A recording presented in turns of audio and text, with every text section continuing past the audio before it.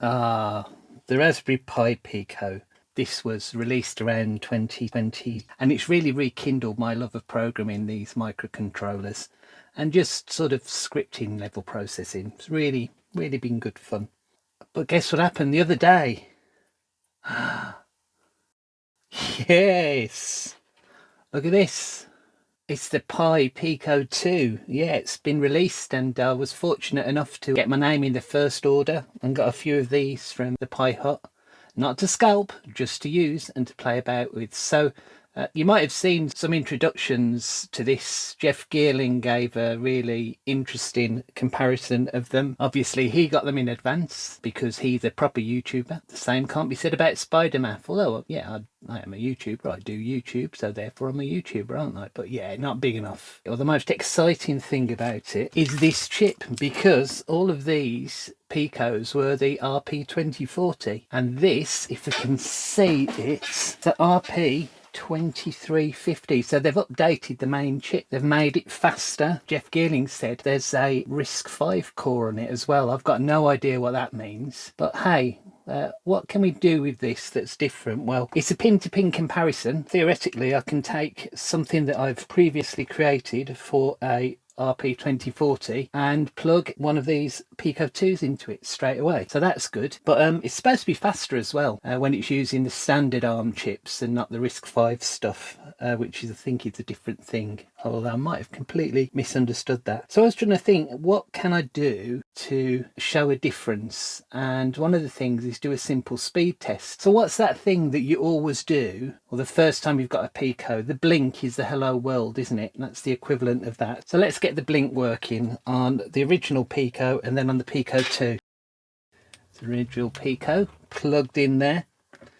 And obviously it's not doing anything at the moment. So let's go to Thonny and try and connect to it. So if I do stop.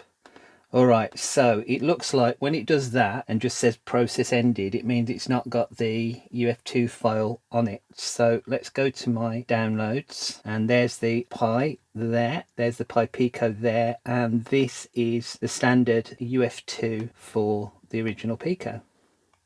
All right, this isn't the Wi-Fi one. We're just comparing it with the standard one because they've not released the Wi-Fi version of Pico 2 yet. All right, so that's coming. And let's just try, and if I do stop a couple of times, yeah, so now we've got the command interpreter up. So I've just got a blink here, so simple as this, from machine input pin LED on. So let's just paste that in there. So let's just do run. Yeah, so the onboard LED has come on. Okay, so that's working. So let's do a thing to turn this on and off. So I'll go while true LED toggle, I think it is, which turns it on and off. Whatever it is previously, it will just do the opposite of it. All right, now normally we'd do a wait here, wouldn't we? We'd do a wait, but I'm going to do something different. So let's create a counter variable, count equals 0, and let's go, it's another while. So while count is greater than, let's say 1,000. All right, so I'm not using a time interval on this. I'm literally just going to use a counter. So while the count is, well, it should be less than 1,000, then count plus equals 1. Let's pop the colon on there. All right, so that will wait for 1,000 whatevers. I'm going to say 1,000 ticks. That's not right. It will wait for this thing to count up to 1,000 and then change it. So let's see whether this works. So run that. All right, so I think that is probably going way too fast. So let's bump this up a little bit. Let's do 100,000. So that's all okay, but I need to reset the count after each. So count equals 0. So after it's counted up there, it goes back to 0. I think that's the extra bit that I need. Make sure I reset my counter. Let's try again. All right, yeah, so 10,000. It's flashing pretty quick. Let's change that to 100,000. And yeah. So maybe that's the normal blink speed, isn't it? So 100,000, it's going dip, dip, dip. All right, so let's try and do the same thing on the Pi 2. So I plug the Pi 2 in and we'll have to flash it again. So this is a different UF2 file that's made specifically for the Pico 2.